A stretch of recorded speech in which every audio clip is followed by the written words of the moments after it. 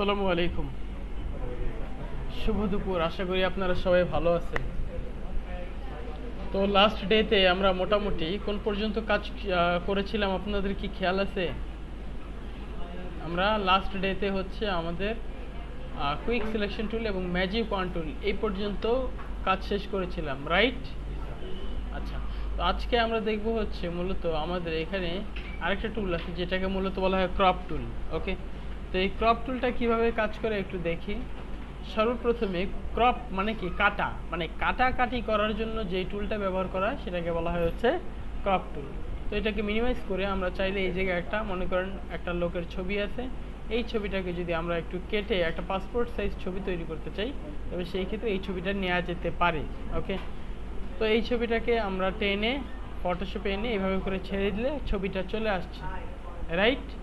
তো এইভাবে করে ছবিটাকে নেওয়া যায়, অথবা আমরা অন্য কোনো ওয়েতেও যদি ছবিটাকে নিতে চাই, ফাইল ওপেনে এসে এই ছবিটাকে সিলেক্ট করে তারপর ওপেনে ক্লিক করলেও আমরা এই ছবিটাকে ওপেন করে নিয়ে নিতে পারবো, রাইট?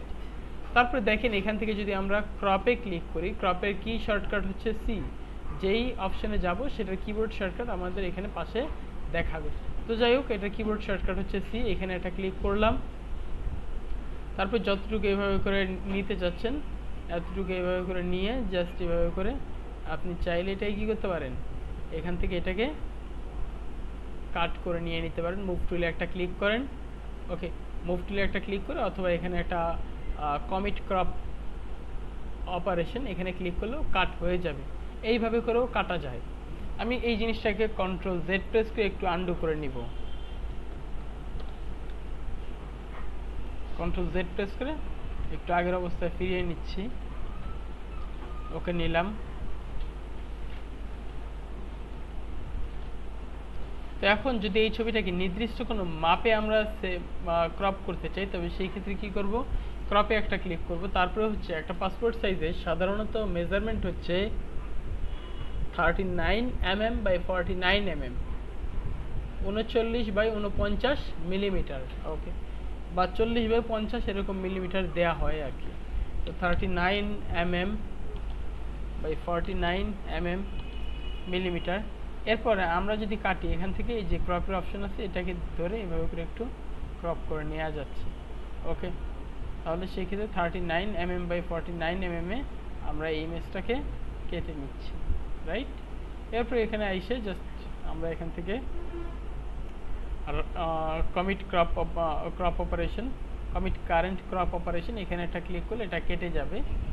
এখন এটা কেটে গেছে, ঠিক আছে, কিন্তু এটা কিন্তু 39 বাই 49 mm এই সাইজে হয় নাই। এই সাইজে যদি এটাকে আমাদের করতে হয়, তবে সেই ক্ষেত্রে কোথায় যাব, ইমেজ থেকে ইমেজ সাইজ, অথবা এটার একটা কিবোর্ড শর্টকাট আছে অল্টার কন্ট্রোল আই, এটাকে একটা ক্লিক করব। তারপরে হচ্ছে মনে করেন এই জায়গায় আমরা এসে মিলিমিটার চেক মার্ক করব। 39 mm, ওয়াইড হচ্ছে 39 mm, আর হাইট হচ্ছে 49 mm মিলিমিটার অলরেডি দেওয়া আছে, এবং এটার রেজুলেশন হবে হচ্ছে আমাদের 300। যেহেতু আমরা এটাকে প্রিন্টের জন্য নিব, এই জন্য এটার রেজুলেশন কত হবে, 300। যদিও আমাদের পিকচারের রেজুলেশন অত একটা ভালো না, এই জন্য এরকমটা দেখা যাচ্ছে। তো যাই হোক, আমরা 39 mm বাই 49 mm রেজুলেশন করবো হচ্ছে 300। এরপরে আমরা ওকে প্রেস করে দিলাম। ওকে, হয়েছে? তো কন্ট্রোল 0 যদি আমরা প্রেস করি, এটা আমাদের 100% জুমে দেখাবে, বা কন্ট্রোল 1 প্রেস করলে 100% জুমে দেখাবে, আর কন্ট্রোল 0তে প্রেস করলে আমাদের এটা সবচেয়ে ভালো যেই এটা আছে, দেখার মুডটা আছে, সেইভাবে করে দেখাবে আর কি। তো যাই হোক, এটা আমাদের এবার 39 mm বাই 49 mm এবং 300 রেজুলেশনে ছবিটা চলে আসছে। এখন এটা হচ্ছে আমাদের কি, এখানে কালার মোড আছে হচ্ছে RGB, কি আছে, RGB, রেড, গ্রিন, ব্লু, এই কালার মোডে আছে, যেটা আমরা ওয়েবের জন্য ব্যবহার করি। কিন্তু আমি এখন ওয়েবের জন্য এটা ব্যবহার করতে চাচ্ছি না, এটা ব্যবহার করব কোথায়, প্রিন্টের জন্য। তবে সেই ক্ষেত্রে কোথায় যাব, ইমেজ থেকে মুড, মানে যদি আমরা কালার মুড পরিবর্তন করতে চাই, ইমেজ থেকে মুডে এসে জাস্ট আমরা এখান থেকে CMYK কালার এটাকে পরিবর্তন করে দিব। ওকে, তো এইভাবে করে এটাকে পরিবর্তন করা যেতে পারে। এখন নতুন একটা পৃষ্ঠা যদি নিতে চাই, কন্ট্রোল N প্রেস করে নতুন একটা পৃষ্ঠা নেওয়ার অপশনে আসছে। এরপর হচ্ছে একটা A4 পৃষ্ঠা, এটা কত, এটা মনে করেন আমি লিখলাম হচ্ছে পাসপোর্ট ফটো। পাসপোর্ট ফটো লিখে এরপরে হচ্ছে 210 millimetre by 297 millimetre, resolution 300, colour mode যেহেতু প্রিন্টের জন্য এটা কালার মোড অবশ্যই আমরা এখানে CMYK দিয়ে দিলাম। এরপরে হচ্ছে আমাদের background content, background white colour থাকবে। এরপর এটাকে ক্রিয়েটে ক্লিক করলে একটা A4 পেপার তৈরি হয়ে গেছে, রাইট। এরপরে আমরা যদি চাই এই ছবিটাকে, সাধারণত কোনো দোকানে যখন ছবি প্রিন্ট দেওয়া হয় দেখা যায় যে আমাদের এমনি আর কি এলাকায় যে দোকানগুলো থাকে যারা সাধারণ প্রিন্টারে মানে আমাদের এই পাসপোর্ট সাইজের ছবিগুলো প্রিন্ট দেয়, তারা কিভাবে প্রিন্ট দেয়, এরকম করে একটা ছবিকে সাইজ করে নিয়ে তারপরে হচ্ছে Ctrl+A প্রেস করে পুরোটাকে সিলেক্ট করা হয়, Ctrl+C দিয়ে কপি।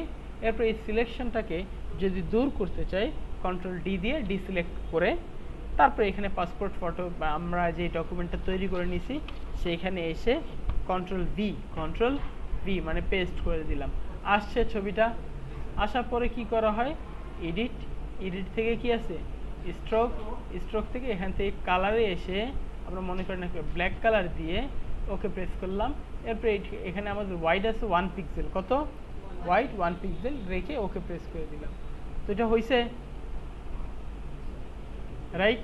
এরপরে Ctrl+J প্রেস করব, Ctrl+J copy, Ctrl+T transform, shift ধরে এবার আবার একটা ক্লিক করে নিলাম। এরপরে মুভ টুলে একটা ক্লিক করব, কোথায় মুভ টুলে একটা ক্লিক করব। তারপরে ওই একই বরাবরে যদি আমরা আরও দুইটা নিতে চাই কি করব, Ctrl+Alt+Shift+T, Ctrl+Alt+Shift+T আবার প্রেস করে এরকম মোট 4টা ছবি আমরা A4 পেপারে বসিয়ে দিয়েছি। তাহলে এইটা একটা A4 পেপার, রাইট। একটা A4 পেপারে আমরা উপরে 4টা ছবি দিয়েছি, এরকম মোট একটা A4 পেপারে আমরা কয়টা ছবি দিতে পারি একটু যদি দেখি। এই পুরোটাকে এখানে মুভ টুলে সিলেকশন থাকা অবস্থায় এইভাবে করে 4টা ছবিকে একসাথে সিলেকশন করে নিয়ে অল্টার ধরে কপি করলাম এবং শিফট ধরে একই বরাবর নিলাম, হয়েছে। তাহলে 8টা। এরপরে আবার এই দুইটাকে একসাথে সিলেকশন করে অল্টার শিফট ধরে কি মোট 16টা। এরপরে আবার মুভ টুলের সিলেকশন থাকা অবস্থায় এই 4টাকে আলাদাভাবে সিলেকশন করে অল্টার ধরে শিফট ধরে যদি আমরা টান দিই তবে সেই ক্ষেত্রে দেখেন একটা পৃষ্ঠাতে মোট পাসপোর্ট সাইজের ছবি কয়টা প্রিন্ট দেয়া যায়, 20টা। তাহলে সেই ক্ষেত্রে যদি মনে করেন সাপোজ 4টা ছবির দাম 30 টাকা হয়, 4টা ছবির দাম যদি 30 টাকা হয় তাহলে সেই ক্ষেত্রে 1 2 3 4 5 মানে কত 5 কত 150 টাকা একটা ফটো পেপারের ব্যবসা আছে, ক্লিয়ার। যদিও দেখা যায় যে এরপরে আমাদের যে ফটো পেপারটা আছে সেটার দাম আছে হচ্ছে সাপোজ 10 টাকা, হ্যাঁ, ফটো পেপারের দাম আছে 10 টাকা। তারপরে হচ্ছে আমাদের কালি খরচ, বিদ্যুৎ বিল, দোকান ভাড়া, হ্যাঁ, স্টাফ খরচ সব মিলে মনে করেন যে আরও অলমোস্ট 20 টাকা আছে। তবে সেই ক্ষেত্রে তাও তো সব বাদ দিয়েও 120 টাকা থাকে। 120 টাকা থেকে যদি আরও 20 টাকাও বাদ দিই ন্যূনতম একটা পেপারে 100 টাকা লাভ করা যায় চাইলে, ওকে। তো সেই ক্ষেত্রে আমরা চাইলে কিন্তু এরকম একটা ব্যবসাও করতে পারি নাকি, ওকে, ভেরি গুড। তো এটা হচ্ছে মূলত আমাদের একটা পাসপোর্ট সাইজের ছবি আমরা এইভাবে তৈরি করে নিতে পারি। তো শুধু পাসপোর্ট সাইজের ছবিই না, আমরা যদি অন্য কোনো সাইজেরও ছবি তৈরি করতে চাই আমরা একটু এখানে সার্চ দিয়ে লিখে নিই সকল ছবির সাইজ যদি আমরা একটু দেখতে চাই। দেখেন এখানে আমাদের ছবি কিন্তু সবগুলো ছবির সাইজ এখানে আসে। পাসপোর্ট সাইজের ছবি হচ্ছে, আচ্ছা এই জায়গায় দিয়েছে হচ্ছে 1.7 × 2 3R, হ্যাঁ, 3R এর সাইজ হচ্ছে 5/3.5, হ্যাঁ। তারপরে হচ্ছে 4R হচ্ছে 6 ইঞ্চি বাই 4 ইঞ্চি, 5R হচ্ছে, মানে আমরা দেখি না বিভিন্ন স্টুডিওতে গেলে যে বিভিন্ন ছবির সাইজগুলো দেখি না, এগুলো এখানে বিভিন্ন ছবির সাইজ দেওয়া আছে, এগুলো ইঞ্চিতে দিছে।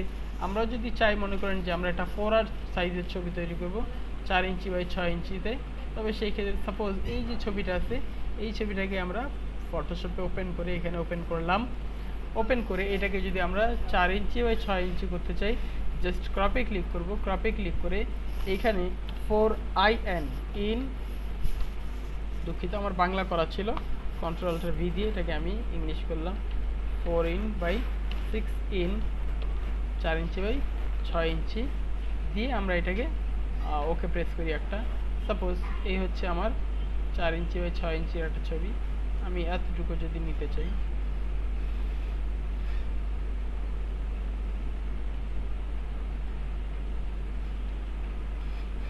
আচ্ছা এতটুকু নিয়েই ওকে প্রেস করলাম। এরপরে এটাকে আমরা সঠিক সাইজে করার জন্য ইমেজে যাব, ইমেজ থেকে ইমেজ সাইজ এখানে আমরা ইঞ্চিতে কনভার্ট করব, তারপরে ওয়াইড দিব হচ্ছে 4 ইঞ্চি, হাইট দিব হচ্ছে 6 ইঞ্চি, 4 ইঞ্চি বাই 6 ইঞ্চি, এবং রেজুলেশন যেহেতু প্রিন্টের জন্য আমরা 300 দিয়ে এটাকে ওকে প্রেস করব। তো হয়েছে। তো এইভাবে করে সাধারণত আমরা একটা 4R সাইজের ছবিও তৈরি করতে পারি।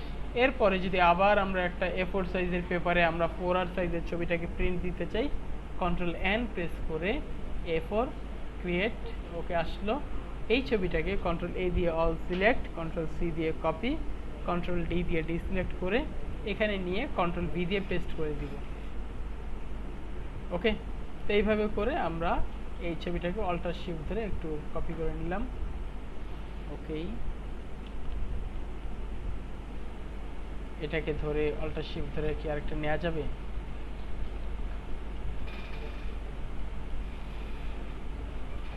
না, কাটা পড়ে যাবে। তো যাই হোক, মোটামুটি আমরা দেখা যায় যে এরকম দুইটা ছবি খুব অনায়াসেই এখান থেকে আমরা প্রিন্ট করতে পারবো আর কি। আচ্ছা, তারপরে এটাকে একটা ধরে কন্ট্রোল টি দিয়ে ট্রান্সফর্ম করে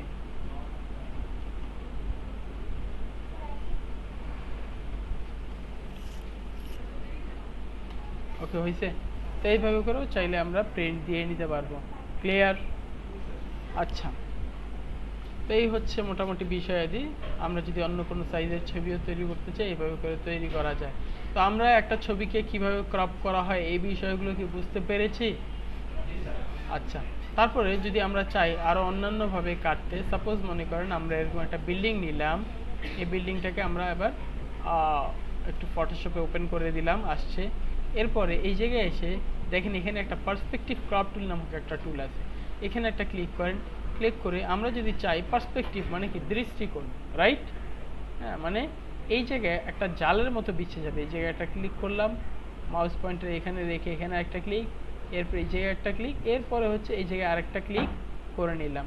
তাহলে সেই ক্ষেত্রে যতটুকু জায়গা আমাদের এরকম জালের মতো একটা সিলেকশন আসছে না, দেখা যাচ্ছে? এই সিলেকশন থাকা অবস্থায় যখন আমি এখান থেকে কি করব, লাইক কমিট কারেন্ট ক্রপ, এরকম এই জায়গায় ক্লিক করব, হ্যাঁ, এখানে আমাদের দেখা গেছে এটা কি হয়ে গেছে, আমাদের ক্রপ হয়ে গেছে। হয়েছে? তো এইভাবে করেও চাইলে ক্রপ করা যেতে পারে। Is it clear? তো সেই ক্ষেত্রে কি করলাম, পার্সপেক্টিভ ক্রপ টুল থেকে আমরা যেই সাইডটাকে ক্রপ করতে চাই আমি আনডু করে নিলাম আরেকটু। এরপরে যদি আবার এই সাইডটাকে ক্রপ করতে চাই, জাস্ট এখান থেকে এসে এই জায়গায় একটা ক্লিক, এখানে আরেকটা ক্লিক, এরপর এই জায়গায় আরেকটা ক্লিক। তাহলে যেই সেটটাকে ক্রপ করতে চাই ততটুকু সিলেকশন করে নিয়ে মুভ টুলে ক্লিক করলেও কেটে যাবে, অথবা এই মানে কি আছে আমাদের এখানে এরকম একটা টিক মার্ক আছে, এখানে ক্লিক করলেও চলে আসবে। ওকে, তো তখন দেখা যাবে এটা আমাদের ফ্রন্টে চলে আসবে, সামনের দিকে চলে আসবে। এই সাইডটা যতটুকু আমরা এইভাবে করে কি করছি, ক্রপ করে নিয়েছি। ওকে, তো এই হচ্ছে মোটামুটি আমাদের এটার বিষয় আদি আর কি। পার্সপেক্টিভ ক্রপ টুল কীভাবে কাজ করে আমরা কি বুঝতে পেরেছি? আচ্ছা, এরপর কি আছে, স্লাইস টুল। স্লাইস বলতে মূলত কি বোঝানো হয়, টুকরা নাকি? যেমন মনে করেন যে আমের স্লাইস হয়, হ্যাঁ, তারপর হচ্ছে আর অন্যান্য অনেক কিছুরই স্লাইস হইতে পারে, তারপর হচ্ছে কি আনারসের স্লাইস হয়, তাই না? ঠিক তেমনিভাবে এইখানে এসে মনে করেন এই ছবিটাকে আমরা একটু ফটোশপে নিলাম, এরপরে এইখানে এসে এটাকে ফটোশপে চালু করলাম। এরপর এই জায়গায় এসে জাস্ট এখান থেকে কী করবেন, স্লাইস টুলে একটা ক্লিক করেন। স্লাইস টুলে ক্লিক করার পরে এই থেকে সিলেকশন করে এই পুরো ছবিটাকে আমরা মনে করেন একটু সিলেকশন করে নিলাম। সিলেকশন করার পরে মাউসের রাইট বাটন প্রেস করে এডিট স্লাইস অপশনে ক্লিক করব। কোথায়, সরি, ডিভাইড স্লাইস। কোথায়, ডিভাইড স্লাইস। এখানে এসে আমরা কি করব, ডিভাইড হরিজন্টাল ইনটু, এই জায়গায় এসে মনে করেন হরিজন্টালি এটাকে আমরা দুইটা ভাগে বা তিনটা ভাগে ভাগ করতে চাচ্ছি, তিনটা। এরপর হচ্ছে ভার্টিক্যালি হচ্ছে মনে করেন আমরা ভাগ করতে চাচ্ছি তিনটা। তাহলে সেক্ষেত্রে হরিজন্টালি আমাদের এই ছবিটা তিনটা ভাগে ভাগ হয়েছে, হ্যাঁ, আমরা যদি এখান থেকে দেখি এই যে হরিজন্টালি 1টা 2টা 3টা ভাগ হয়েছে, এবং ভার্টিক্যালি আমরা এখান থেকে মনে করেন আরও 3টা ভাগে ভাগ করে নিলাম, হয়েছে ভার্টিক্যালি 1 2 3। এরপরে যদি আমি এখানে ওকে প্রেস করি তো হইল হরিজন্টালি এবং ভার্টিক্যালি আমরা এই ছবিটাকে কি করছি, সিলেকশন করে নিয়েছি। সিলেকশন করার পরে কোথায় যাব, ফাইল থেকে এখান থেকে যাব, এটাকে যদি আমরা প্রতিটা ভাগকে আলাদা আলাদাভাবে সেভ করতে চাই তবে সেই ক্ষেত্রে যাব হচ্ছে এক্সপোর্ট থেকে সেভ ফর ওয়েব, অথবা এটার একটা কিবোর্ড শর্টকাট আছে alt plus shift plus control plus S. তো এটাকে একটা ক্লিক করলাম। এরপরে এখানে এই ছবিগুলোকে যদি আমরা এক একটা আলাদা আলাদা টুকরোতে ভাগ করতে চাই, এখানে ঠিক যেভাবে আছে এটা জেপিইজি রেখেই, হ্যাঁ, তারপর হচ্ছে আমরা অপটিমাইজ যদি ছবিটাকে রাখতে চাই, অপটিমাইজে হইলে কি হবে, আমাদের এটা ছবিটার ফাইলের সাইজটা একটু ছোট হয়ে যাবে। আমরা যদি অপটিমাইজে আনচেক করি তখন ফাইলের নিজস্ব যেই সাইজটা আছে সেটা ধরে রাখবে। তো সাধারণত দেখা যায় যখন কোনো ছবিকে এরকম স্লাইস করা হয় তখন এটাকে একটু অপটিমাইজ করে নেওয়াটাই ভালো।